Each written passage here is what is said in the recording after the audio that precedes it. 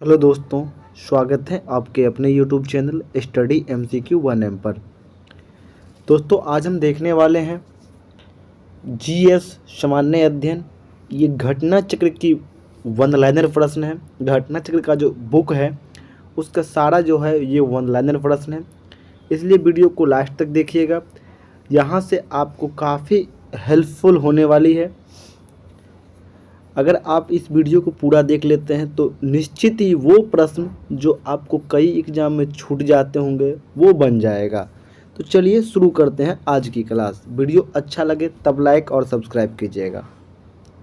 शुरू करते हैं। सबसे पहले जो है इसका हम प्राचीन भारतीय इतिहास देखेंगे। इसमें हम चैप्टर पढ़ने वाले हैं पाषाण काल, सिंधव सभ्यता एवं संस्कृति, वैदिक काल, बौद्ध धर्म, जैन धर्म, शैव, भागवत धर्म और भी कई सारे हैं।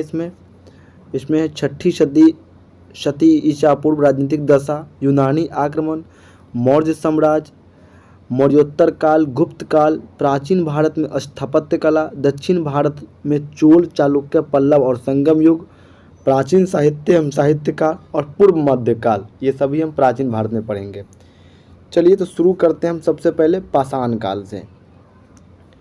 सबसे पहले हैं रॉबर्ट ब्रूसफुट थे एक। रॉबर्ट ब्रूसफुट क्या थे? ये भूगर्भ वैज्ञानिक और पुरातत्वविद थे।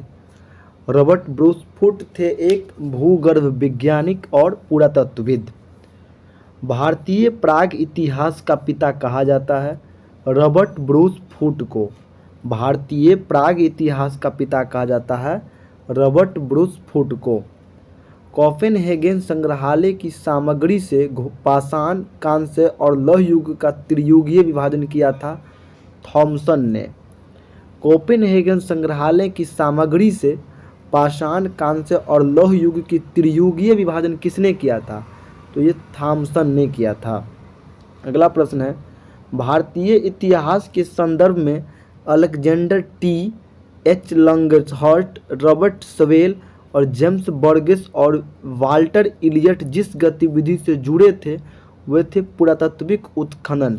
भारतीय इतिहास के संदर्भ में अलेक्जेंडर T.H. लॉन्गहर्ट, रॉबर्ट सवेल, जेम्स बर्गेस और वाल्टर इलियट जिस गतिविधि से जुड़े थे वे थे पुरातात्विक उत्खनन। पशुपालन के साक्ष्य सर्वप्रथम मिलते हैं मध्यपाषाण काल में। पशुपालन के साक्ष्य सर्वप्रथम मिलते हैं मध्यपाषाण काल में। मध्यपाषाण काल में पशुपालन का प्रमाण जहाँ से मिला है वह स्थान है आदमगढ़। मध्यपाषाण काल में पशुपालन के प्रमाण जहाँ से मिले हैं वह स्थान है आदमगढ़। चौपानी, मांडो, काकोरिया, महादाहा एवं सराय नहर स्थलों में से हड्डी का उपकरण कहाँ मिला? तो हड्डी मिला है महादाहा और सराय नहर से। हड्डी मिला है महादाहा और सराय नहर से। हड्डी से निर्मित आभूषण भारत में मध्य पाषाण काल में प्राप्त हुए हैं, सराय नहर और महादाहा से। एक ही कब्र से 3 मानव कंकाल मिले हैं दमदमा से। एक ही कब्र से 3 मानव कंकाल मिले हैं दमदमा से। खाद्यान्नों की कृषि सर्वप्रथम आरंभ हुई नवपाषाण काल में। खाद्यान्नों की कृषि सर्वप्रथम प्रारंभ हुई थी नवपाषाण काल में। भारत में प्रथम मानव जीवाश्म प्राप्त हुआ नर्मदा घाटी से। भारत में प्रथम मानव जीवाश्म प्राप्त हुआ नर्मदा घाटी से। मानव द्वारा सर्वप्रथम प्रयुक्त अनाज था जौ। मानव द्वारा सर्वप्रथम प्रयुक्त अनाज था जौ। भारतीय उपमहाद्वीप में कृषि के प्राचीनतम साक्ष्य प्राप्त हुए हैं लहुड़ा देव से। भारतीय उपमहाद्वीप में कृषि का प्राचीनतम साक्ष्य प्राप्त हुए हैं लहुड़ा देव से। औदे, बोरी, बागोर तथा लखनिया में से मध्य पाषाण काल में पशुपालन का प्रमाण मिला है बागोर से। मध्य पाषाण काल में पशुपालन का प्रमाण मिला है बागोर से। पूरा पाषाण युग, नवपाषाण युग, ताम्रपाषाण युग और लौह युग में से चालकोलिथ युग किसे कहा जाता है? तो ताम्रपाषाण युग को। चालकोलिथ युग किसे कहा जाता है? ताम्रपाषाण युग को। आमरी, मेहरगढ़, कोटदीजी तथा कालीबंगा में से वह पूरा स्थल जहाँ से पाषाण संस्कृति से लेकर हड़प्पा सभ्यता तक की संस्कृति अवशेष प्राप्त हुए हैं। मेहरगढ़ से। कहाँ से पाषाण संस्कृति से लेकर हड़प्पा सभ्यता तक की संस्कृति का अवशेष प्राप्त हुआ है? तो ये मेहरगढ़ से। नबदा टोली का उत्खनन करवाया था एच.डी. संकालिया ने। नबदा टोली का उत्खनन करवाया था एच.डी. संकालिया ने। नबदा टोली अवस्थित है मध्य प्रदेश में। नबदा टोली अवस्थित है मध्य प्रदेश में। बृहत पाषाण स्मारकों की पहचान की गई है मृतक को दफनाने के स्थान के रूप में। बृहत पाषाण स्मारकों की पहचान की गई है मृतक को दफनाने के स्थान के रूप में। राख का टीला बुदिहाल, संगनकुल्लू, कोल्डीहवा तथा ब्रह्मगिरी में से जिस नवपाषाणिक स्थल से संबंधित है वह है संगनकुल्लू। यानी राख का टीला बुदिहाल, संगनकुल्लू, कोल्डीहवा और ब्रह्मगिरी में से जिस नवपाषाणिक स्थल से संबंधित है वह है संगनकुल्लू। इसमें यह है राख का टीला मिला है संगनकुल्लू से। भीमबेटका प्रसिद्ध है गुफा के शैल चित्र के लिए। भीमबेटका प्रसिद्ध है गुफा के शैल चित्र के लिए। भारत में सर्वाधिक शैल चित्र प्राप्त हुए हैं भीमबेटका से। भारत में सर्वाधिक शैल चित्र प्राप्त हुए हैं भीमबेटका से। अजंता, भीमबेटका, बाग तथा अमरावती में से वह स्थल जो प्राग ऐतिहासिक चित्रकला के लिए प्रसिद्ध है भीमबेटका। प्राग ऐतिहासिक चित्रकला के लिए प्रसिद्ध है भीमबेटका। भीमबेटका गुफा है अब्दुल्लागंज, रायसेन, मध्य प्रदेश में। भीमबेटका गुफा है अब्दुल्लागंज, रायसेन, मध्य प्रदेश में। भारतीय पुरातत्ववेत्ता जिसने पहली बार भीमबेटका गुफा को देखा और उसके शैल चित्रों के प्रागैतिहासिक महत्व को समझा और उसका नाम दिया बी.एस. वाकनकर। उसका नाम है बी.एस. वाकनकर। भारतीय पुरातत्ववेत्ता जिसने पहली बार भीमबेटका को गुफा को देखा और उसके शैल चित्र के प्रागैतिहासिक महत्व को समझा उसका नाम है बी.एस. वाकनकर। गैरिक मृदभांड पात्र ओसीपी का नामकरण हुआ हस्तिनापुर में। गैरिक मृदभांड पात्र ओसीपी का नामकरण हुआ हस्तिनापुर में। ताम्रपाषाण काल में महाराष्ट्र के लोग मृतक को घर में के फर्श के नीचे दफनाते थे उत्तर से दक्षिण की ओर। ताम्रपाषाण काल में महाराष्ट्र के लोग मृतक को घर के फर्श के नीचे दफनाते थे उत्तर से दक्षिण की ओर। ब्रह्मगिरी, बुर्जहोम, चिरांद तथा मास्की में से वह स्थल जहां मानव कंकाल के साथ कुत्ते का भी कंकाल प्राप्त हुआ है बुर्जहोम से। ब्रह्मगिरी, बुर्जहोम, चिरांद और मास्की में से कहाँ से मानव कंकाल के साथ कुत्ते का कंकाल भी सावधान में प्राप्त हुआ है? तो बुर्जहोम से। बुर्जहोम, कोल्डीहवा, ब्रह्मगिरी तथा संगनकुल्लू में से गर्त आवास का साक्ष्य मिला है बुर्जहोम से। गर्त आवास का साक्ष्य मिला है बुर्जहोम से। चंद्रकेतुगढ़ प्रसिद्ध है टेराकोटा के लिए। चंद्रकेतुगढ़ प्रसिद्ध है टेराकोटा के लिए। गणेश्वर प्रसिद्ध है ताम्र कलाकृति के लिए। गणेश्वर प्रसिद्ध है ताम्र कलाकृति के लिए। विंध्य क्षेत्र का वह शिला आश्रय जहाँ से सर्वाधिक मानव कंकाल मिले हैं लेखहिया से। विंध्य क्षेत्र का वह शिला आश्रय जहाँ से सर्वाधिक मानव कंकाल मिले हैं लेखहिया से। पूरा पाषाण काल सोहन या सोन नदी घाटी। पूरा पाषाण काल सोहन या सोन नदी घाटी। मध्य पाषाण काल भीमबेटका गुफा। मध्य पाषाण काल भीमबेटका गुफा। नव पाषाण काल में बुर्जहोम। ताम्रपाषाण काल में बानस घाटी। ताम्रपाषाण काल में बानस घाटी। नूतन भूतल काल के अंत में सूखे के कारण विंध्य क्षेत्र में भोजन की कमी के कारण लोगों ने गंगा घाटी क्षेत्र में प्रवेश किया था। यह अवधारणा दिया था GR शर्मा।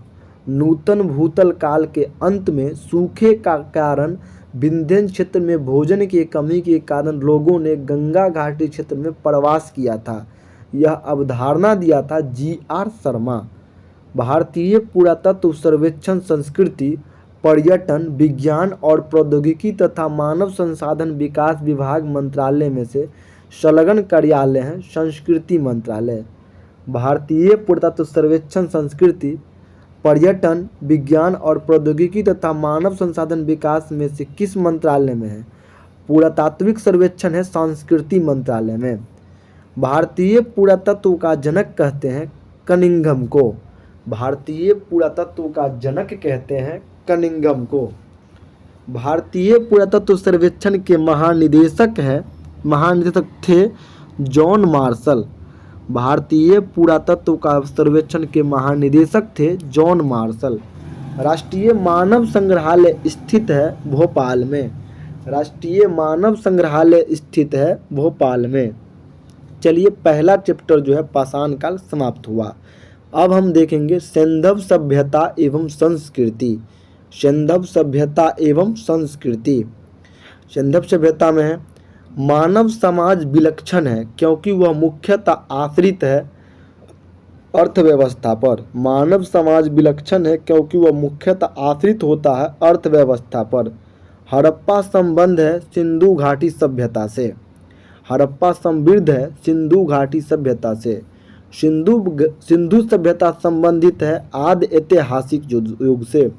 सिंधु सभ्यता संबंधित है आदि ऐतिहासिक युग से। सिंधु घाटी सभ्यता गैर आर्य थी क्योंकि वह नगरीय सभ्यता थी।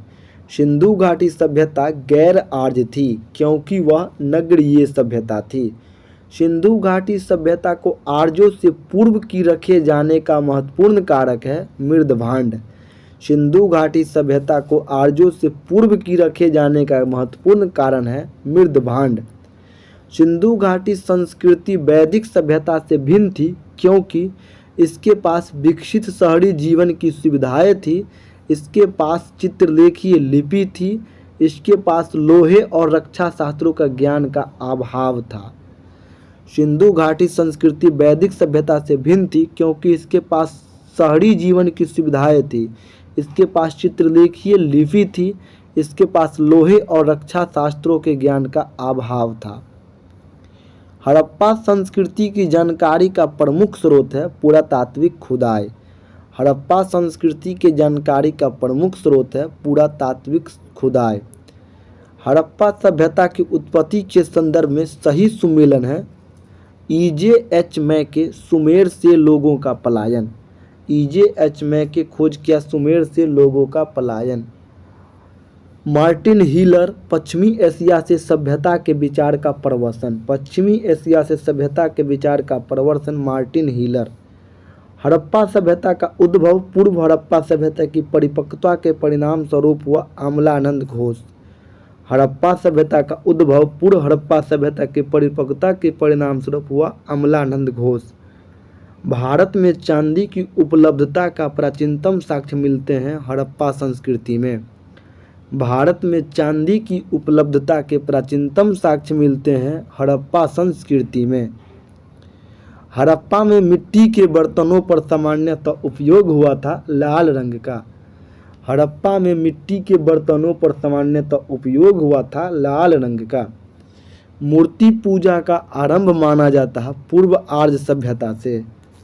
मूर्ति पूजा का आरंभ माना जाता है पूर्व आर्य सभ्यता से। गाय, हाथी, गैंडा तथा बाघ पशुओं में से वह जिसका हड़प्पा संस्कृति में पाई गई मुहरों और टेराकोटा कलाकृति में निरूपित नहीं हुआ था गाय का। गाय, हाथी, गैंडा तथा बाघ पशुओं में से वह जिसका हड़प्पा संस्कृति में पाई गई मुहरों पर टेराकोटा कलाकृति में निरूपित नहीं हुआ था गाय का। चहुंद्रो, कोटदीजी, शाहगौड़ा तथा देसलपुर में से हड़प्पाई स्थल नहीं है सोहगौड़ा में। चहुंद्रो, कोटदीजी, सोहगौड़ा तथा देसलपुर में से हड़प्पाई स्थल नहीं है सोहगौड़ा में। सुमेलित करना है इसमें। प्राचीन स्थल और पुरातात्विक खोज। लोथल से क्या चीज़ मिला था? गोदीबाड़ा। लोथल से गोदीबाड़ा का प्रमाण लोथल से। जूता हुआ खेत का प्रमाण कालीबंगा से। हड़प्पन लिपि के बड़े आकार के 10 चिन्हों वाला एक शिलालेख धौलावीरा से। हड़प्पन लिपि के बड़े आकार के 10 चिन्हों वाला शिलालेख धौलावीरा से। पक्की मिट्टी की बनी हुई हल्की प्राकृति बनावली से। सावधान R37 हड़प्पा से। नर्तकी की मूर्ति मोहनजोदड़ो से। अगला प्रश्न है, सुमेलित करना है स्थल और नदी। हड़प्पा रावी नदी के किनारे, हस्तिनापुर गंगा नदी के किनारे, हस्तिनापुर गंगा नदी के किनारे, नागार्जुन कोंडा कृष्णा नदी के किनारे, पैठन गोदावरी नदी के किनारे, पैठन गोदावरी नदी के किनारे, कालीबंगा घग्गर नदी के किनारे, लोथल भोगवा नदी के किनारे, रोपड़ सतलज नदी के किनारे।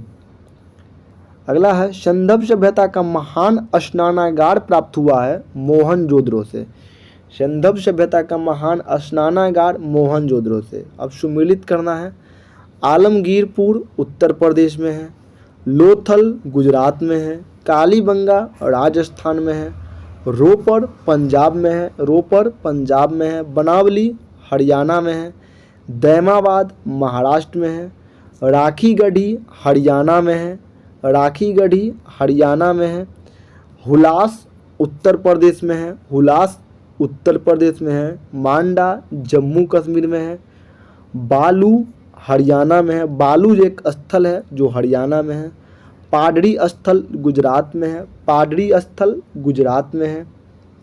फिर है सही सुमेलित करने वाला खोज है इसमें, हड़प्पा का खोज दयाराम सहनी, हस्तिनापुर का खोज बीबी लाल, हस्तिनापुर का खोज बीबी लाल, तक्षशिला का खोज जॉन मार्शल, तक्षशिला का खोज जॉन मार्शल, कौशाम्बी का खोज NC मजुमदार, कौशाम्बी का खोज NG मजुमदार, लोथल का खोज SR राव, लोथल का खोज SR राव, सुरकोटदा का खोज JP जोशी, सुरकोटदा का खोज JP जोशी, धौलावीरा का खोज JP जोशी और RS बिष्ट, धौलावीरा का खोज JP जोशी और RS बिष्ट। हड़प्पा संस्कृति के सिंध में अवस्थित स्थल है मोहनजोदड़ो, चहुंद्रो, जुडेरजोदड़ो, आमरी, कोटदीजी और अली मुराद। हड़प्पा स्थित के सिंध में अवस्थित स्थल है मोहनजोदड़ो, चहुंद्रो, जुडेरजोदड़ो, आमरी, कोटदीजी और अली मुराद। चहुंद्रो के उत्खनन का निर्देशन किया था JH मैके ने। चहुंद्रो के उत्खनन का निर्देशन किया था JH मैके ने। कालीबंगा, हड़प्पा, लोथल एवं आलमगीरपुर में से सिंधु घाटी सभ्यता का वह स्थान जो अब पाकिस्तान में है तो वो है हड़प्पा। रंगपुर जहां हड़प्पा की समकालीन सभ्यता है वह स्थित है सौराष्ट्र गुजरात में। रंगपुर कहाँ है? सौराष्ट्र गुजरात में। हल्का टेराकोटा प्राप्त हुआ है हड़प्पाकालीन स्थल बनावली तथा कालीबंगा से। हल्का टेराकोटा प्राप्त हुआ है हड़प्पाकालीन स्थल बनावली तथा कालीबंगा से। देधरी एक प्रवर्ती हड़प्पाई पुरास्थल है पंजाब का। दधेड़ी एक प्रवर्ती हड़प्पाई पुरास्थल है पंजाब का। हड़प्पा, मोहनजोदड़ो एवं लोथल में से सिंधु सभ्यता का वह स्थान जो भारत में है तो लोथल गुजरात में है। वह हड़प्पाई नगर जिसकी प्रतिनिधि लोथल का पुरातत्व स्थल करता है स्थित है भोगवा नदी पर। सिंधु घाटी सभ्यता का पतन नगर है लोथल। कालीबंगा, रोपड़, पाटलिपुत्र तथा लोथल में से वह जो सिंधु घाटी सभ्यता से संबंधित नहीं है पाटलिपुत्र।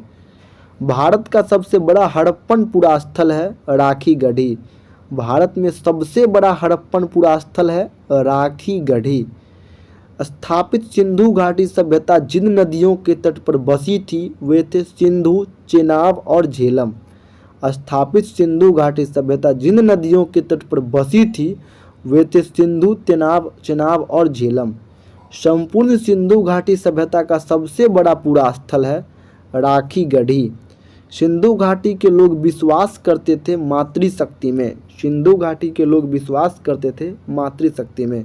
दोस्तों वीडियो अगर अच्छा लगता है तो कमेंट जरूर कीजिएगा, लाइक कीजिएगा, शेयर कीजिएगा और सब्सक्राइब तो दोस्त बिल्कुल ही कीजिएगा। चलिए आगे देखते हैं। आगे है, सिंधु घाटी के लोग पूजा करते थे मातृ देवी की, पशुपति की, लिंग एवं योनि की, पशुओं की, नागों एवं वृक्षों की। सिंधु घाटी के लोग पूजा करते थे मातृ देवी की, पशुपति की, लिंग एवं योनि की, पशुओं की, नागों एवं वृक्षों की। मोहनजोदड़ो एवं हड़प्पा की पुरातात्विक खुदाई के प्रभारी थे सर जॉन मोर्सल।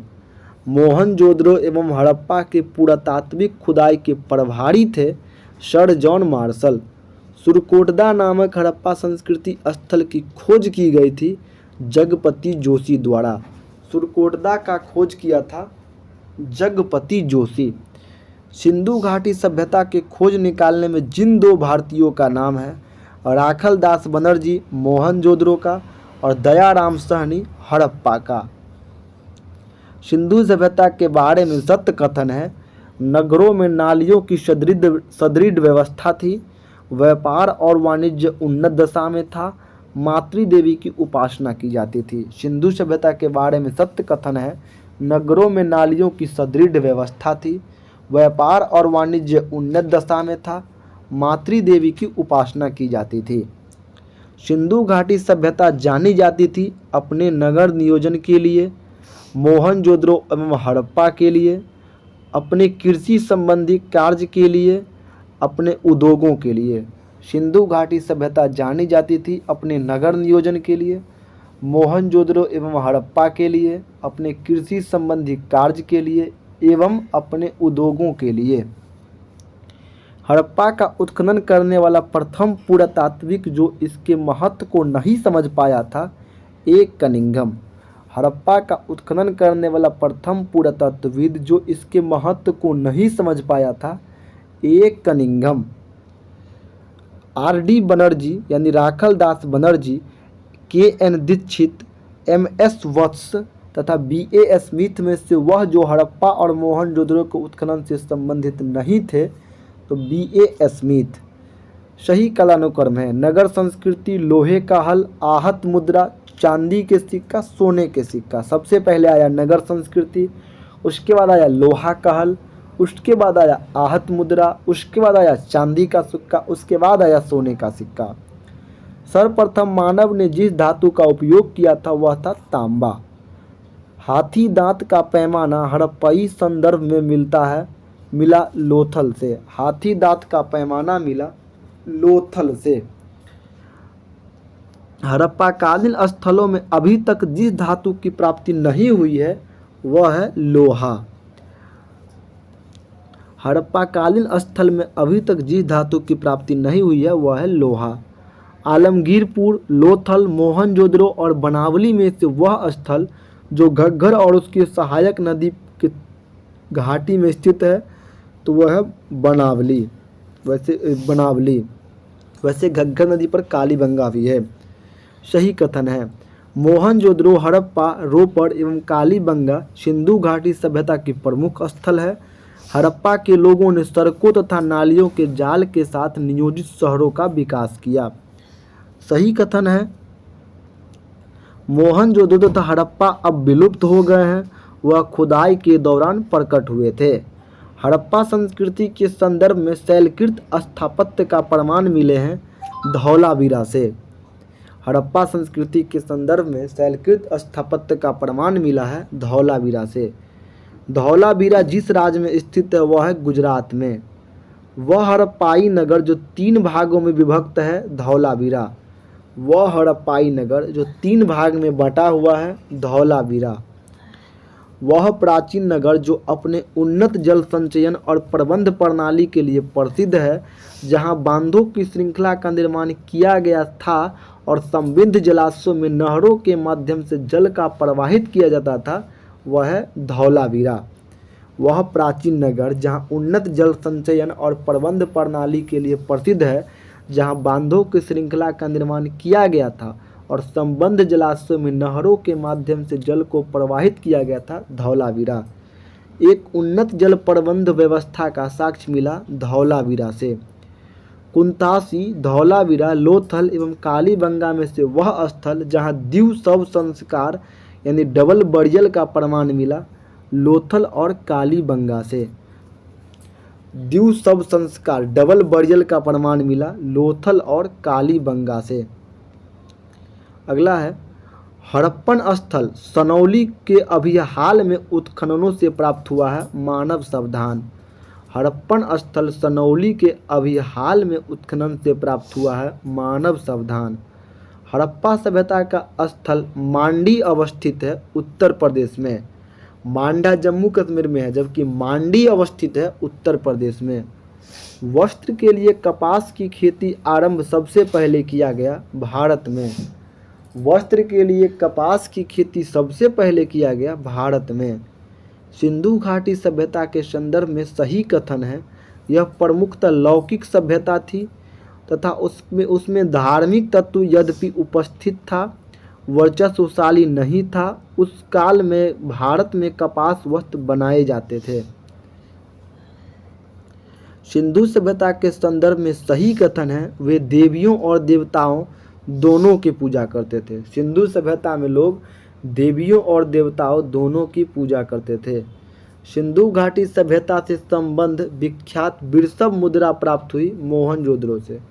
सिंधु घाटी सभ्यता से संबंध विख्यात बिरसब मुद्रा प्राप्त हुई मोहनजोदड़ो से। सिंधु सभ्यता से प्राप्त मुहरों में वृक्ष की आकृति मिली है पीपल की। सिंधु सभ्यता से प्राप्त मुहरों में वृक्ष की आकृति मिलती है पीपल की। वह पशु जिनका अंकन हड़प्पा संस्कृति की मुहरों पर नहीं मिलता है घोड़ा का। वह पशु जिनका अंकन हड़प्पा संस्कृति के मुहरों पर नहीं मिलता है घोड़ा का। जिस पशु के अवशेष सिंधु घाटी सभ्यता में प्राप्त नहीं हुए हैं वह है शेर। जिस पशु का अंकन सिंधु घाटी में प्राप्त नहीं हुआ है वह है शेर। मृद पट्टिका पर उत्कीर्ण सिंहयुक्त देवता की कृति प्राप्त हुई है कालीबंगा से। मृद पट्टिका पर उत्कीर्ण सिंहयुक्त देवता की कृति प्राप्त हुई है कालीबंगा से। वह सभ्यता जो नील नदी के तट पर पनपी मिस्र की सभ्यता। नील नदी के तट पर पनपी है मिस्र की सभ्यता। माया, एजटेक, मुइस्का, इंका सभ्यता का उत्तर से दक्षिण की सही क्रम है। तो एजटेक उत्तर में है, उसके बाद है माया, मुइस्का, इंका। सबसे उत्तर में है एजटेक, उसके बाद माया, उसके बाद मुइस्का, उसके बाद इक्का। लेखन कला की उचित प्रणाली विकसित करने वाली सर्वप्रथम प्राचीन सभ्यता है सुमेरिया। लेखन कला की उचित प्रणाली विकसित करने वाली सर्वप्रथम प्राचीन सभ्यता थी सुमेरिया। चलिए दोस्तों, सिंधु सभ्यता यहीं समाप्त हुआ। अब हम देखेंगे वैदिक काल। वैदिक काल देखने से पहले दोस्तों छोटा सा रिक्वेस्ट है, अगर वीडियो अच्छा लग रहा होगा तो लाइक, शेयर, सब्सक्राइब जरूर कीजिएगा। कमेंट भी कीजिएगा कि वीडियो कैसा लग रहा है, आगे हम इसका मध्यकालीन कितना जल्दी लाएं। चलिए देखते हैं आगे। वैदिक काल। आर्य शब्द इंगित करता है किसको? श्रेष्ठ वंश को। आर्य शब्द इंगित करता है श्रेष्ठ वंश को। क्लासिकीय संस्कृत में आर्य शब्द का अर्थ है एक उत्तम व्यक्ति। क्लासिकीय संस्कृति में आर्य शब्द का अर्थ है एक उत्तम व्यक्ति। सबसे पुराना वेद है ऋग्वेद। त्रयी नाम है तीनों वेद, ऋग्वेद, यजुर्वेद और सामवेद। त्रयी नाम है तीनों वेदों ऋग्वेद, यजुर्वेद एवं सामवेद का। वह वैदिक ग्रंथ जिसमें वर्ण शब्द का सर्वप्रथम नाम उल्लेख मिलता है ऋग्वेद में। किसमें वर्ण शब्द का सर्वप्रथम उल्लेख मिलता है? ऋग्वेद में। वर्ण व्यवस्था से संबंधित पुरुषोक्त मूलतः पाया जाता है ऋग्वेद में। वर्ण व्यवस्था से संबंधित पुरुषोक्त मूलतः पाया जाता है ऋग्वेद में। सुमिलित करना है। अथर्ववेद है संबंधित औषधियों से। ऋग्वेद में है ईश्वर की महिमा। ऋग्वेद में है ईश्वर की महिमा। यजुर्वेद में है बलिदान और कर्मकांड। सामवेद में है संगीत। अब फिर सुमेलित करना है। ऋग्वेद स्तोत्र एवं प्रार्थनाएं। ईश्वर से हम स्रोत और प्रार्थना करते हैं। यजुर्वेद स्रोत और कर्मकांड, सामवेद संगीतमय स्रोत, अथर्ववेद तंत्र मंत्र एवं वशीकरण। अगला है ऋग्वेद, यजुर्वेद, अथर्ववेद तथा सामवेद चारों वेदों में से वह वेद जिसमें जादुई माया और वशीकरण है तो अथर्ववेद में। ऋग्वेद में ऋचाएँ हैं 10,552। ऋग्वेद है स्रोतों का संकलन। ऋग्वेद है स्रोतों का संकलन। ऋग्वेद में मंडल है 10 गो मंडल है। अगला है वेद और ब्राह्मण। ऋग्वेद का ब्राह्मण है ऐत्रेय ब्राह्मण। ऋग्वेद का ब्राह्मण ऐत्रेय ब्राह्मण। सामवेद का ब्राह्मण 25 ब्राह्मण। सामवेद का ब्राह्मण 25 ब्राह्मण। अथर्ववेद का ब्राह्मण गोपथ ब्राह्मण। अथर्ववेद का ब्राह्मण गोपथ ब्राह्मण। और यजुर्वेद का शतपथ ब्राह्मण। यजुर्वेद का है शतपथ ब्राह्मण। ऋग्वेद का वह मंडल जो पूर्णतः सोम को समर्पित है 9वां मंडल। यज्ञ संबंधी विधि विधानों का पता चलता है यजुर्वेद में। यजुर्वेद सामवेद अथर्ववेद में से जिसका संकलन ऋग्वेद पर आधारित है सामवेद। ऋग्वेद पर आधारित किस वेद का संकलन है तो सामवेद का। तक्षशिला, अतरंजी, खेरा, कौशाम्बी एवं हस्तिनापुर में से वह स्थल जिसकी खुदाई से लौह धातु का प्रचलन का प्राचीनतम प्रमाण मिले हैं अतरंजी खेरा से। कहाँ से लौह धातु के प्रचलन का प्राचीनतम प्रमाण मिले हैं अतरंजी खेरा से। उपनिषद मुख्यतः विषय है दर्शन का। ऋग्वेद परवर्ती संहिता ब्राह्मण तथा उपनिषद में से वह वैदिक साहित्य जिसमें मोक्ष की चर्चा मिलती है उपनिषद में। मोक्ष की चर्चा किसमें मिलती है उपनिषद में।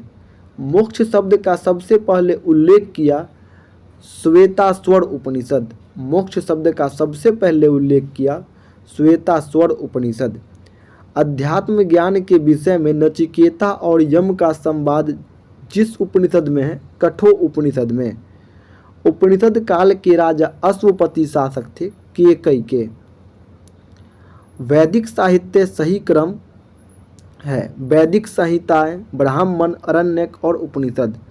वैदिक साहित्य का सही क्रम है वैदिक संहिताएं, ब्राह्मण, अरण्यक और उपनिषद। आरंभिक वैदिक साहित्य में सर्वाधिक वर्णित नदी है सिंधु नदी। आरंभिक वैदिक साहित्य में सर्वाधिक वर्णित नदी है सिंधु नदी। वैदिक नदी अस्किनी की पहचान की जाती है चेनाब नदी के रूप में। ऋग्वेद में जिन नदियों का उल्लेख अफगानिस्तान के साथ आर्यों का संबंध का सूचक है वह है कुभा क्रुमो। ऋग्वेद में जिन नदियों का उल्लेख अफगानिस्तान के साथ आर्यों का संबंध का सूचक है वह है कुभा क्रुमो। कुब्भा का आधुनिक नाम है काबुल। कुब्भा का आधुनिक नाम काबुल। पड़ोसनी का रावी, सदानीरा गंडक, शतुद्री सतलज। अगला है वेदोत्तर काल में प्रचलित तथा चतुष्टय है 4 पुरुषार्थ है धर्म, अर्थ, काम और मोक्ष। वेदोत्तर काल में प्रचलित प्रथा चतुष्ट है यानी 4 पुरुषार्थ धर्म, अर्थ, काम और मोक्ष।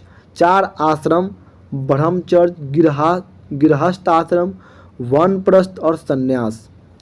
4 आश्रम अगर पूछे तो ब्रह्मचर्य, गृहस्थाश्रम, वानप्रस्थ और संन्यास। धर्म तथा रीत भारत की प्राचीन वैदिक सभ्यता के एक केंद्रीय विचार को चित्रित करते हैं। इस संदर्भ में सत्य कथन है रीत मूलतः नैतिक विधान था जो सृष्टि और उसमें अंतर्निहित सारे तत्वों की क्रियाकलाप को संचालित करता था। धर्म व्यक्ति के दायित्व एवं स्वयं तथा दूसरों के प्रति व्यक्तिगत कार्य की संकल्पना करता था। भारतीय संस्कृति के अंतर्गत रीत का अर्थ है प्राकृति नियम। भारतीय संस्कृति के अंतर्गत रीत का अर्थ है प्राकृतिक नियम। वैदिक देवताओं में उनका पुरोहित माना जाता है बृहस्पति को। वैदिक देवताओं में उनका पुरोहित माना जाता है बृहस्पति को। लोपामुद्रा, गर्गी, लीलावती तथा सावित्री में से वह ब्रह्मवादिनी जिसने कुछ वेद मंत्रों की रचना की लोपामुद्रा। कुछ वेद मंत्रों की रचना की। लोपामुद्रा। ऋग्वैदिक काल में निष्क शब्द का प्रयोग एवं एक स्वर्ण आभूषण के लिए होता था, किंतु परवर्ती काल में उसका प्रयोग हुआ सिक्का के लिए। ऋग्वैदिक काल में निष्क शब्द का प्रयोग एक स्वर्ण आभूषण के लिए होता था, किंतु परवर्ती काल में उसका प्रयोग हुआ सिक्का के लिए। ऋग्वैदिक काल में निष्क आभूषण था गला का। ऋग्वैदिक काल में निष्क आभूषण था गला का। प्राचीन भारत में निशाक जाने जाते थे स्वर्ण आभूषण। प्राचीन भारत में निशाक जाने जाते थे स्वर्ण आभूषण। 14वीं सदी ईसा पूर्व का बेगाजकोई अभिलेख महत्वपूर्ण है, क्योंकि यहाँ से प्राप्त अभिलेखों में से वैदिक देवताओं एवं देवियों के नाम का उल्लेख प्राप्त है। 14वीं सदी ईसा पूर्व के बेगाजकोई अभिलेख महत्वपूर्ण है, क्योंकि यहाँ से प्राप्त अभिलेखों में वैदिक देवताओं एवं देवियों के नाम उल्लेख प्राप्त है। वह अभिलेख जो ईरान से भारत में आर्यों की आने की सूचना देता है, बेगाजकोई। वह अभिलेख जो ईरान से भारत में आर्यों की आने की सूचना देती है, बेगाजकोई।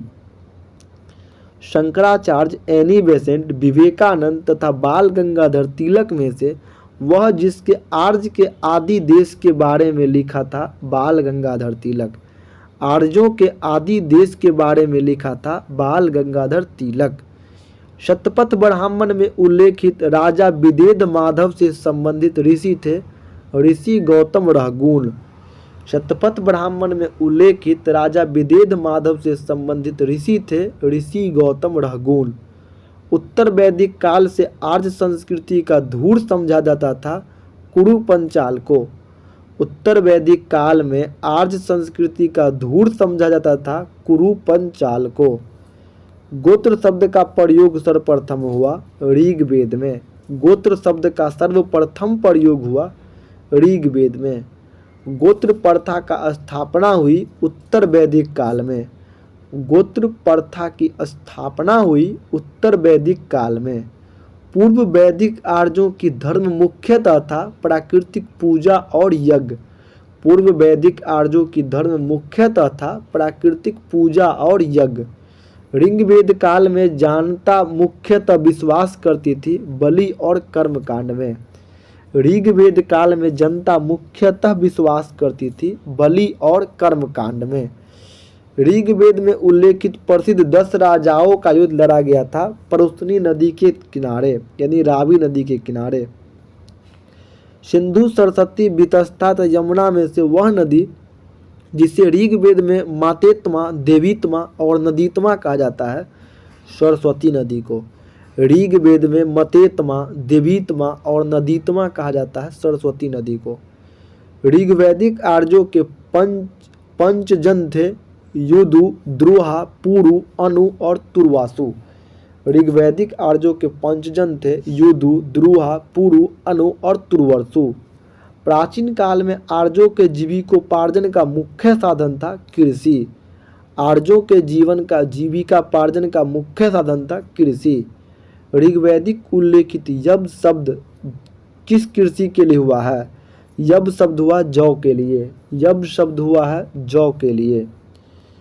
व्रीहि का शब्द प्रयोग हुआ चावल के लिए। व्रीहि चावल के लिए। मृदुग शब्द प्रयोग हुआ है मूंग के लिए। मृदुग शब्द प्रयोग हुआ मूंग के लिए। यब शब्द जौ के लिए। इच्छु शब्द प्रयोग हुआ है गन्ना के लिए। इच्छु शब्द का प्रयोग हुआ है गन्ना के लिए। ऋग्वैदिक पनी नागरिक थे व्यापारिक वर्ग के। ऋग्वैदिक पनी नागरिक थे व्यापारी वर्ग के। वैदिक युग में प्रचलित लोकप्रिय शासन प्रणाली थी वंश परंपरागत राजतंत्र। वैदिक युग में प्रचलित लोकप्रिय शासन प्रणाली थी वंश परंपरागत राजतंत्र। वैदिक युगीन सभा थी मंत्री परिषद। वैदिक युगीन सभा थी मंत्री परिषद। सभा और समिति को प्रजापति की 2 पुत्रियां कहा गया अथर्ववेद में। सभा और समिति प्रजापति की 2 पुत्रियां कहा गया अथर्ववेद में। ऋग्वैदिक जनसभा जो न्यायिक कार्यों से संबंधित थी उसका नाम है सभा। ऋग्वैदिक जनसभा जो न्यायिक कार्यों से संबंधित थी उसका नाम था सभा। आयुर्वेद अर्थात जीवन का विज्ञान का उल्लेख मिलता है अथर्ववेद में। आयुर्वेद अर्थात जीवन के विज्ञान का उल्लेख मिलता है अथर्ववेद में। ऋग्वैदिक धर्म था एकैक्यवादी और बहुदेववादी। ऋग्वैदिक धर्म था एकैक्यवादी और बहुदेववादी। सर्वाधिक ऋग्वैदिक सूक्त समर्पित है इंद्र को। ऋग्वेद में इंद्र के बाद सर्वाधिक संख्या में मंत्र संबंधित है अग्नि को। ऋग्वेद में युद्ध का देवता कहते हैं इंद्र को। ऋग्वेद में युद्ध का देवता कहा गया इंद्र को। पूर्व वैदिक आर्यों का सर्वाधिक लोकप्रिय देवता था इंद्र। आर्यों का लोकप्रिय देवता था इंद्र। वैदिक देवता इंद्र के विषय में सत्य कथन है। वे झंझावत के देवता थे, वे वर्षा के देवता थे। इंद्र के विषय में सत्य कथन है, वे झंझावत के देवता थे और वर्षा के देवता थे। 800 से 600 ईसा पूर्व का काल जुड़ा हुआ है ब्राह्मण युग से। 800 से 600 ईसा पूर्व का काल जुड़ा है ब्राह्मण युग से। गायत्री मंत्र के नाम से प्रसिद्ध मंत्र सर्वप्रथम मिलता है ऋग्वेद में। गायत्री मंत्र के नाम से प्रसिद्ध मंत्र सर्वप्रथम मिलता है ऋग्वेद में। गायत्री मंत्र की रचना की थी विश्वामित्र ने। गायत्री मंत्र की रचना की थी विश्वामित्र ने। सर्ग प्रतिसर्ग वंश मनवंतर और वंशानुचरित संकेतक है पुराणों के। सर्ग प्रतिसर्ग वंश मनवंतर और वंशानुचरित संकेतक है पुराणों के। पुराणों की संख्या है 18। श्रीमद्भागवत गीता मौलिक रूप से लिखी गई थी संस्कृत में। श्रीमद्भागवत गीता मौलिक रूप से लिखी गई थी संस्कृत में। महाभारत मूलतः जानी जाती थी जय संहिता के रूप में। महाभारत जानी जाती थी जय संहिता के रूप में। सतसहस्त्री संहिता उपनाम से प्रसिद्ध है महाभारत। सतसहस्त्री संहिता उपनाम से प्रसिद्ध ग्रंथ है महाभारत। हिंदू पौराणिक कथा के अनुसार समुद्र मंथन हेतु जिस सर्प ने रस्सी के रूप में स्वयं को प्रस्तुत किया था वह है वासुकी। हिंदू पौराणिक कथा के अनुसार समुद्र मंथन में जिस सर्प ने रस्सी का रूप में स्वयं को प्रस्तुत किया था वह है वासुकी। अछूत की अवधारणा स्पष्ट उदित हुई है धर्मशास्त्र के समय में। अछूत की अवधारणा स्पष्ट रूप से उदित हुई है धर्मशास्त्र के समय में। सत्यमेव जयते शब्द लिया गया है मुंडक उपनिषद से। तामसो माँ ज्योतिर्गमय कथन मूलतः लिया गया है उपनिषद यानी बृहदारण्यक उपनिषद से। तामसो माँ ज्योतिर्गमय लिया गया उपनिषद से, बृहदारण्यक उपनिषद से। वह उपनिषद जिसका शाब्दिक अर्थ है सफेद घोड़ा, श्वेताश्वर उपनिषद। किस उपनिषद का शाब्दिक अर्थ सफेद घोड़ा है? श्वेताश्वर उपनिषद का। अगला प्रश्न है सत्यकाम जाबाल की कथा जो अनब्याही माँ होने की लाछन को चुनौती देता है उल्लेखित है छंदोग्य उपनिषद में। सत्यकाम जाबाल की कथा जो अनब्याही माँ होने की लाछन को चुनौती देता है उल्लेखित है छंदोग्य उपनिषद में। ऋग्वेद की मूल लिपि थी ब्राह्मणी। ऋग्वेद की मूल लिपि थी ब्राह्मणी। वैदिक कर्मकांड में होता का संबंध है ऋग्वेद से। वैदिक कर्मकांड में होत्रा का संबंध है ऋग्वेद से।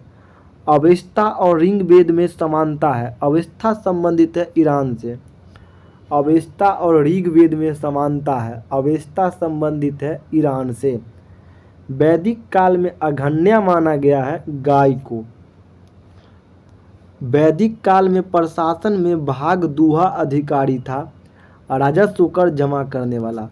वैदिक काल प्रशासन में भाग दुह अधिकारी था राजस्व कर जमा करने वाला। सुमेलित करना है इसमें।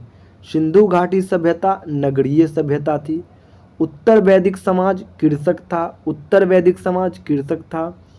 ऋग्वैदिक समाज चारागाह था। ऋग्वैदिक समाज चारागाह। और मध्यकाल समाज जमींदारी। मध्यकाल समाज जमींदारी। ऋग्वैदिक काल के प्रारंभ में महत्वपूर्ण मूल्यवान संपत्ति समझा जाता था गाय को। ऋग्वैदिक काल के प्रारंभ में महत्वपूर्ण मूल्यवान संपत्ति समझा जाता था गाय को। प्राचीन भारतीय समाज के प्रसंग में कुल, वंश, कोष तथा गोत्र के शब्दों से वह शब्द जो शीर्ष 3 वर्ग का नहीं है, कोष। अगला प्रश्न है, संस्कार की संख्या है 16। संस्कार 16 है। जीविकोपार्जन हेतु वेद वेदांग पढ़ने वाला अध्यापक कहलाता था उपाध्याय। वेद वेदांग पढ़ाने वाला अध्यापक कहलाता था उपाध्याय। पुराणों के संदर्भ में सही कथन है, विष्णु पुराण से मौर्य वंश की जानकारी मिलती है, वायु पुराण से गुप्त वंश की जानकारी पर प्रकाश डाला गया है। विष्णु पुराण मौर्य वंश और वायु पुराण वायु में उड़ गया गुप्त वंश। चलिए अब हम देखेंगे बौद्ध धर्म। दोस्तों बौद्ध धर्म देखने से पहले छोटा सा रिक्वेस्ट है, अगर वीडियो अच्छा लग रहा है तो लाइक शेयर सब्सक्राइब जरूर कीजिएगा, कमेंट करना नहीं भूलिएगा। चलिए बौद्ध धर्म देखेंगे अब हम। गौतम बुद्ध का जन्म हुआ 563 ईसा पूर्व में। गौतम बुद्ध का जन्म 563 ईसा पूर्व में। बुद्ध के जीवन की वह घटना जिसे महाभिनिष्क्रमण के रूप में जाना जाता है उनको कहते हैं गृह त्याग।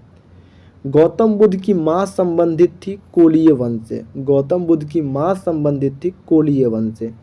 बुद्ध का जन्म हुआ लुम्बिनी में। गौतम बुद्ध के बचपन का नाम था सिद्धार्थ। बसाड़ स्तंभ अभिलेख, निगाली सागर स्तंभ अभिलेख, रामपुरवा स्तंभ अभिलेख तथा रुमनीदेय स्तंभ अभिलेख में से वह एक अभिलेख जो इस परंपरा की पुष्टि करता है कि गौतम बुद्ध का जन्म लुम्बिनी में हुआ, तो रुमनीदेय स्तंभ अभिलेख। गौतम बुद्ध का जन्म लुम्बिनी में हुआ यह पुष्टि करता है रुमनीदेय स्तंभ अभिलेख। अशोक, कनिष्क, हर्ष तथा धर्मपाल में से वह जिसके एक अभिलेख से सूचना मिलती है कि शाक्य मुनि बुद्ध का जन्म लुम्बिनी में हुआ, तो मौर्य शासक अशोक के अभिलेख से। मौर्य शासक अशोक के अभिलेख से प्राप्त होता है कि शाक्य मुनि बुद्ध का जन्म लुम्बिनी में हुआ।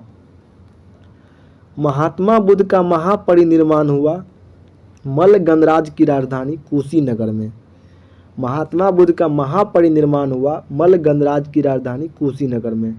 महापरिनिर्वाण मंदिर अवस्थित है कुशीनगर में। महापरिनिर्वाण मंदिर अवस्थित है कुशीनगर में। अवंती, गंधार, कोसल एवं मगध राज्यों में से वह जिनका संबंध बुद्ध के जीवन से था कोसल एवं मगध। बुद्ध के जीवन से संबंधित जगह था कोसल एवं मगध राजवंश। गौतम बुद्ध द्वारा अपने धर्म में दीक्षित किया जाने वाला अंतिम व्यक्ति था सुबध। गौतम बुद्ध द्वारा अपने धर्म में दीक्षा दिया जाने वाला अंतिम व्यक्ति था सुबध को दिया था। बुद्ध ने अपने जीवन के अंतिम वर्षा ऋतु कहाँ बिताई? वैशाली में। बुद्ध ने अपने जीवन के अंतिम वर्षा ऋतु बिताई वैशाली में। बौद्ध मत में निर्वाण की अवधारणा का सर्वश्रेष्ठ व्याख्या करता है तृष्णा रूपी अग्नि का शासन। बौद्ध मत में निर्वाण की अवधारणा का सर्वश्रेष्ठ व्याख्या करता है तृष्णा रूपी अग्नि का शासन। आलार कलाम थे बुद्ध के एक गुरु जो सांख्य दर्शन के आचार्य थे। आलार कलाम थे बुद्ध के एक गुरु जो सांख्य दर्शन के आचार्य थे। महात्मा बुद्ध ने अपना पहला उपदेश यानी धर्मचक्र परिवर्तन दिया था सारनाथ में। महात्मा बुद्ध ने अपना पहला उपदेश धर्मचक्र परिवर्तन दिया था सारनाथ में। बुद्ध ने सर्वाधिक उपदेश दिए श्रावस्ती में। बुद्ध कौशाम्बी आए थे उज्जैन के राजा के काल में। बुद्ध कौशाम्बी आए थे उज्जैन के राज्य काल में। बुद्ध की मृत्यु के पश्चात प्रथम बौद्ध संगीति की अध्यक्षता किए महाकश्यप ने। प्रथम बौद्ध संगीति का आयोजन हुआ था राजगिरी की सप्तपर्णी गुफा में। प्रथम बौद्ध संगीति हुआ था राजगिरी की सप्तपर्णी गुफा में। कश्मीर में कनिष्क के शासन काल में जो चतुर्थ बौद्ध संगीति आयोजित हुई थी उसकी अध्यक्षता किए थे वसुमित्र। बौद्ध धर्म के महायान शाखा औपचारिक रूप से प्रकट हुई कनिष्क के शासनकाल में। बौद्ध धर्म के महायान शाखा औपचारिक रूप से प्रकट हुई कनिष्क के शासनकाल में।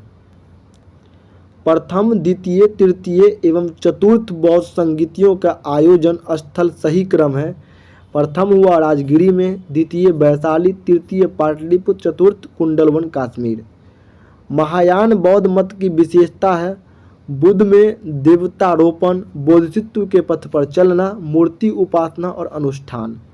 महायान बौद्ध मत की विशेषता है बुद्ध के देवतारोपण, बोधिसत्व के पद पर चलना, मूर्ति उपासना और अनुष्ठान। प्रथम बौद्ध समिति का आयोजन हुआ था अजातशत्रु के शासनकाल में। प्रथम बौद्ध समिति आयोजन हुआ था अजातशत्रु के शासनकाल में।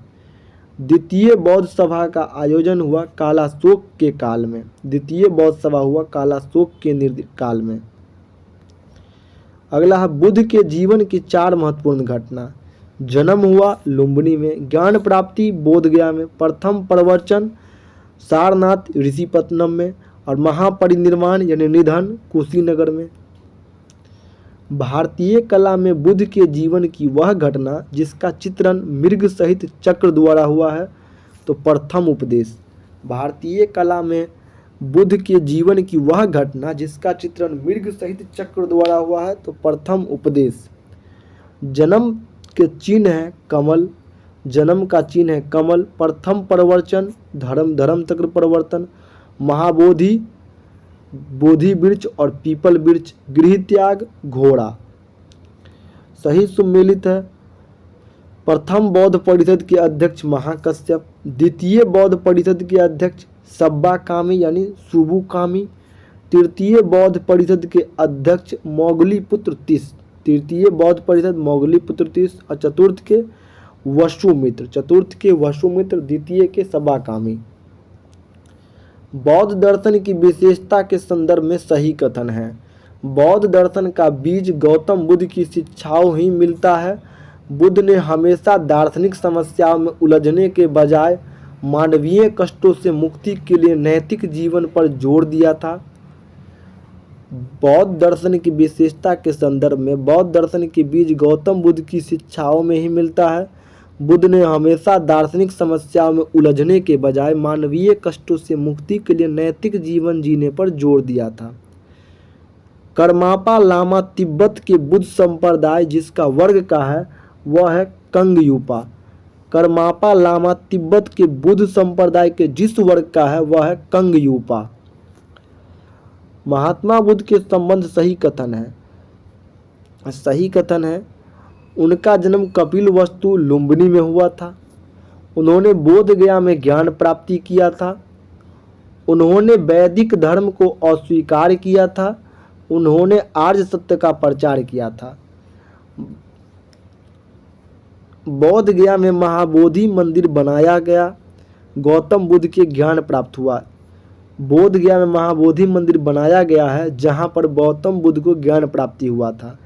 बोधगया में बोधि वृक्ष को नष्ट किया शशांक ने। बोधगया में बोधि वृक्ष को नष्ट किया शशांक ने।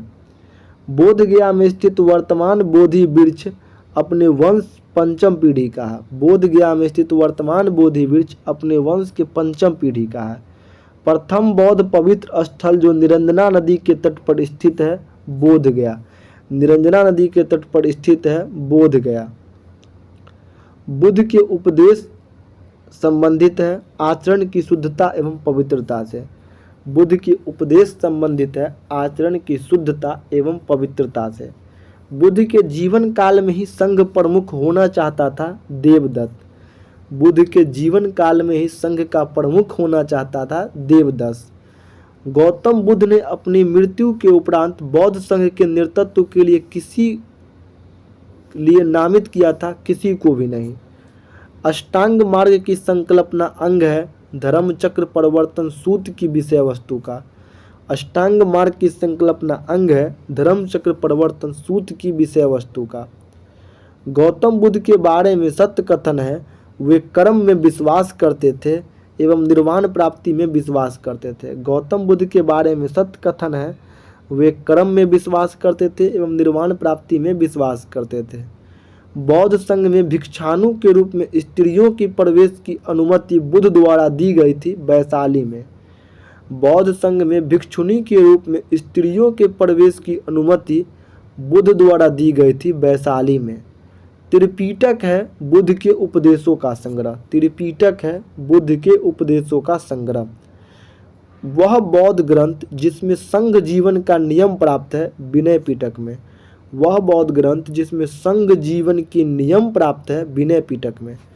यमक बुद्ध पिटक संबंधित है अभिधम्म से। यमक बुद्ध पिटक संबंधित है अभिधम्म से। वह बौद्ध साहित्य जिसमें महात्मा बुद्ध के नैतिक सिद्धांत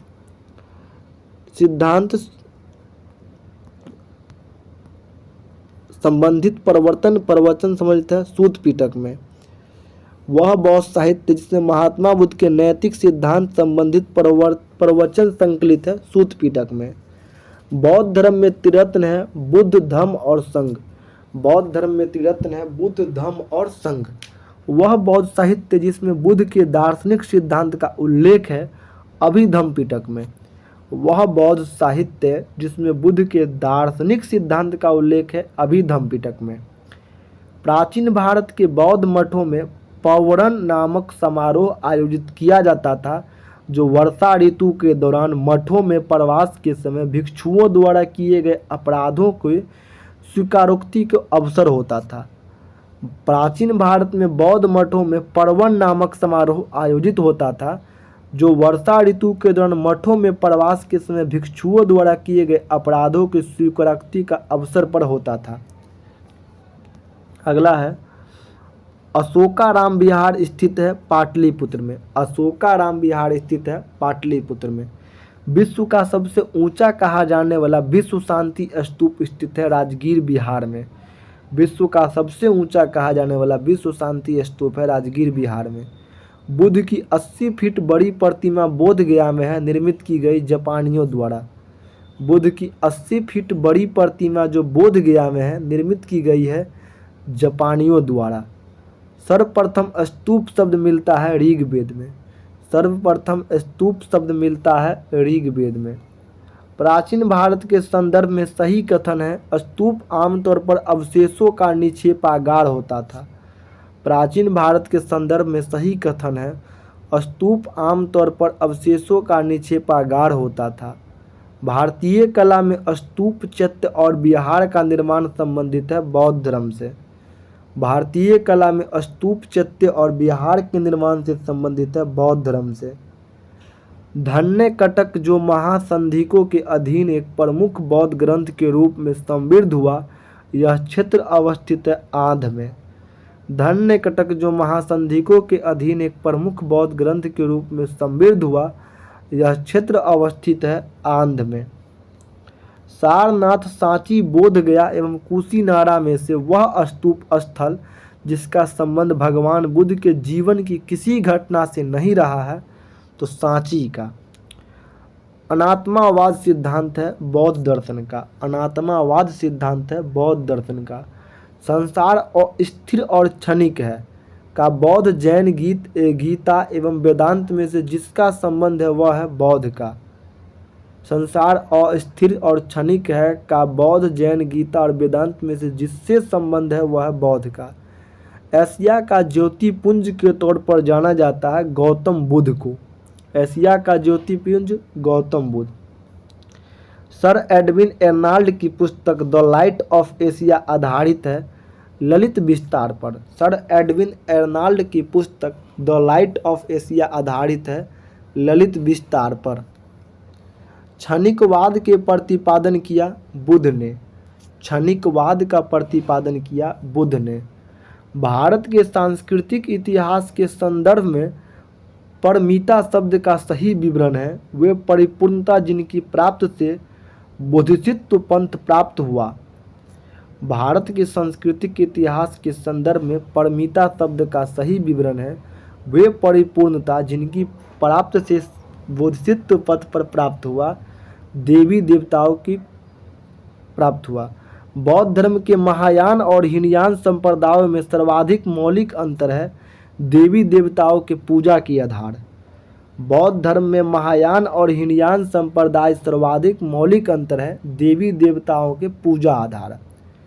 गौतम बुद्ध को एक देवता का स्थान जिस राजा के युग में प्राप्त हुआ, कनिष्क के समय। भारत में पहले जिन मानव प्रतिमाओं को पूजा गया वह थी बुद्ध का। भारत में पहले जिन मानव प्रतिमा का पूजा हुआ वह है बुद्ध।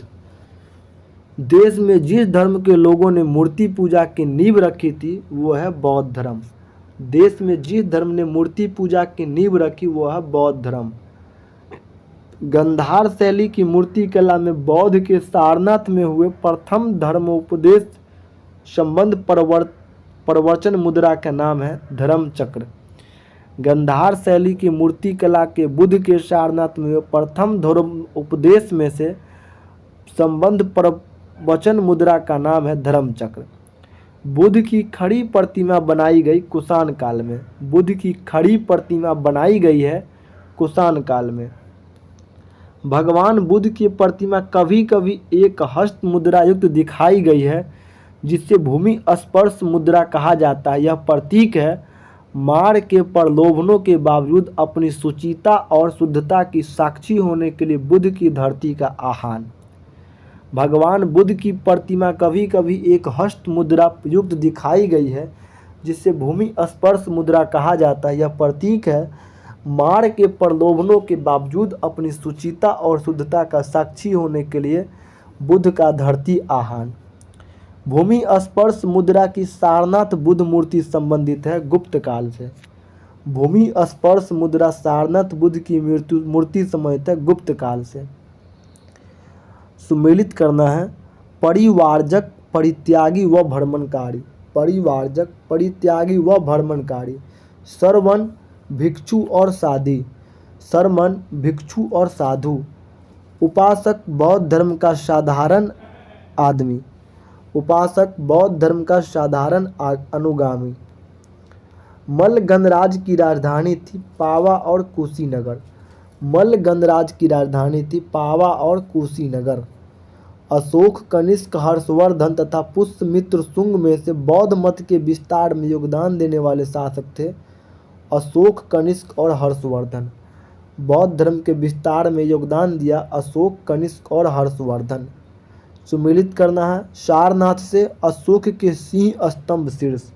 सारनाथ से अशोक का सिंह स्तंभ शीर्ष। नालंदा से बौद्ध अधिगम की महान पीठ। नालंदा बौद्ध अधिगम की महान पीठ। महायान बौद्ध धर्म में बोधिसत्व अवलोकितेश्वर को और जिस अन्य नाम से जानते हैं वह है पद्मपाणि। महायान बौद्ध धर्म में बोधिसत्व अवलोकितेश्वर को और जिस अन्य नाम से जानते हैं वह है पद्मपाणि। सत्य कथन है लोकोत्तरवादी संप्रदाय बौद्ध धर्म की महासंघिक संप्रदाय की शाखा थी। महासंघिकों द्वारा बौद्ध के देवतारोपण ने महायान बौद्ध धर्म को प्रोत्साहित किया। सत्य कथन है लोकोत्तरवादी संप्रदाय बौद्ध धर्म के महासंघिक संप्रदाय की एक शाखा थी। महासंघिकों द्वारा बौद्ध देवतारोपण ने महायान बौद्ध धर्म को प्रोत्साहित किया। भावी बुद्ध जो संसार की रक्षा हेतु अवतरित होंगे उसका नाम है मैत्रेय। भावी बुद्ध जो संसार की रक्षा हेतु अवतरित होंगे उसका नाम है मैत्रेय। भारत की धार्मिक इतिहास के संदर्भ में सत्य कथन है बोधिसत्व अपने प्रबोध का मार्ग पर बढ़ता हुआ करुणामय। बोधिसत्व समस्त समेचन प्राणियों के उनके संबंध के मार्ग पर चलने में सहायता करने के लिए स्वयं का निर्माण प्राप्ति विलंबित करता है। बोधिसत्व पद्मपाणि की चित्र सर्वाधिक प्रसिद्ध और प्रायः चित्रित चित्रकारी जो स्थित है अजंता में। बोधिसत्व पद्मपाणि का चित्र सर्वाधिक प्रसिद्ध और प्रायः चित्रित चित्रकारी है जो स्थित है अजंता में। हीनयान अवस्था का विशालतम एवं सर्वाधिक विकसित शैलकृत चैत्यगिरी अवस्थित है कार्ले में।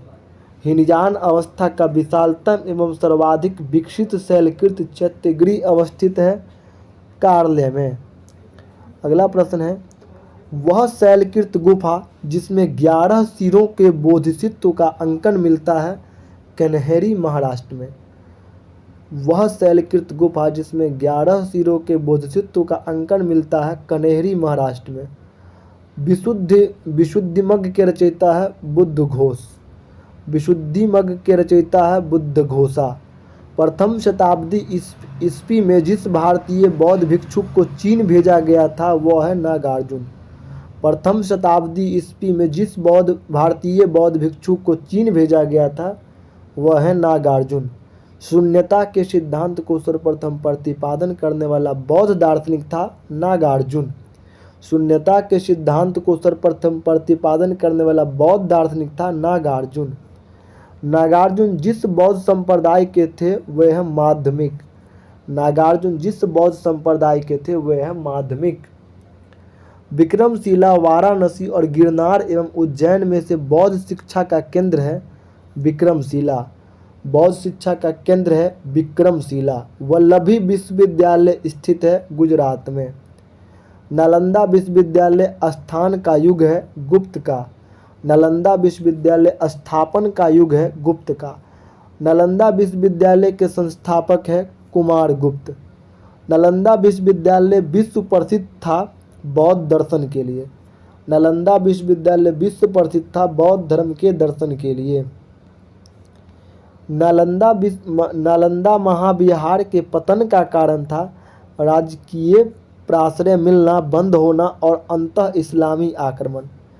नालंदा महाविहार के पतन का कारण था राजकीय प्राश्रय मिलना बंद होना और अंतः इस्लामी आक्रमण।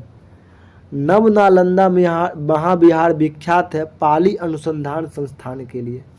नव नालंदा विहार विख्यात है पाली अनुसंधान संस्थान के लिए। बौद्ध धर्म और जैन धर्म दोनों में समान रूप से विद्यमान था। वेद प्रमाण्य के प्रति अनास्था, कर्मकांडों के फलवत्ता का निषेध, प्राणियों की हिंसा का निषेध, अहिंसा। बौद्ध धर्म और जैन धर्म दोनों में समान रूप से विद्यमान था। वेद प्रामाण्यता का प्रति अनास्था, कर्मकांडों की फलवत्ता का निषेध, प्राणियों की हिंसा का निषेध। अगला है बौद्ध धर्म के 4 आर्य सत्य का सही क्रम है। दुख है, दुख का कारण है, दुख का निरोध है, दुख का निरोध मार्ग। बौद्ध धर्म का 4 आर्य सत्य है, दुख का कारण है, दुख का निरोध है, दुख का निरोध मार्ग है। बौद्ध तथा जैन दोनों ही धर्म विश्वास करते थे कर्म तथा पुनर्जन्म के सिद्धांत पर। बौद्ध तथा जैन धर्म दोनों विश्वास करते थे कर्म और पुनर्जन्म पर। बौद्ध धर्म के विषय में सही कथन है आत्मा की सत्ता नहीं है। उसने वर्ण एवं जाति को अस्वीकार नहीं किया। उसने ब्राह्मण वर्ग की सर्वोच्च सामाजिक कोटि की चुनौती दी। उसने कुछेकु शिल्प का निम्न माना। उन्हें कुछेकु शिल्प का निम्न माना। बौद्ध धर्म के विस्तार का कारण सम्मिलित थे धर्म की सादगी, दलितों के लिए विशेष अपील, धर्म की मशीनरी भावना और स्थानीय भाषा का प्रयोग। बौद्ध धर्म के विस्तार के कारण धर्म की सादगी, दलितों के लिए विशेष अपील, धर्म की मिशनरी भावना और स्थानीय भाषा का प्रयोग। आरंभिक मध्ययुगीन समय में बौद्ध धर्म का पतन जिस कारण से शुरू हुआ है वह उस समय तक बुद्ध विष्णु के अवतार समझे जाने लगे और वैष्णव धर्म के हिस्सा बन गए। आरंभिक मध्ययुगीन समय में बौद्ध धर्म का पतन जिस कारण से शुरू हुआ है वह उस समय तक बुद्ध विष्णु के अवतार समझे जाने लगे और वैष्णव धर्म के हिस्सा बन गए। भारत के धार्मिक इतिहास के संदर्भ में सत्य कथन है सर्वस्तिवादियों की मान्यता थी कि दिग्विजय फिनोमिना के अवयव पूर्णतः क्षणिक नहीं है अपितु अवयव के रूप में सदैव विद्यमान रहते हैं। कुछ शैलकृत बौद्ध गुफाएं का चित्त कहते हैं जबकि अन्य को विहार। दोनों में अंतर क्या है? चित्त पूजा स्थल होता है जबकि विहार बौद्ध भिक्षुओं के निवास स्थान। चित्त पूजा स्थल होता है जबकि विहार बौद्ध भिक्षुओं का निवास स्थान। वह बौद्ध शाखा जो सल्तनत काल में सबसे प्रभावशाली था वज्रयान। वह बौद्ध शाखा जो सल्तनत काल में सर्वाधिक प्रभावशाली था वज्रयान। पूर्वी भारत के पाल शासक समर्थक थे बौद्ध मत के। पूर्वी भारत के पाल शासक समर्थक थे बौद्ध मत के। चलिए दोस्तों, एक छोटा सा रिक्वेस्ट है, अगर वीडियो अच्छा लग रहा आपको तो कमेंट, लाइक, शेयर, सब्सक्राइब जरूर कर दिया कीजिएगा। और दोस्तों वीडियो काफ़ी लंबा हो रहा है, इसको हम 2-3 वीडियो करके अगर देख लेंगे तो आपको भी एक बार में आसानी से देख सकते हैं और हमें भी ज़्यादा मेहनत नहीं लगेगा। इसलिए इस वीडियो को हम यहीं एंड करते हैं। अगली वीडियो जो हम शुरू करेंगे वो जैन धर्म से शुरू करेंगे। धन्यवाद। जय हिंद, जय भारत।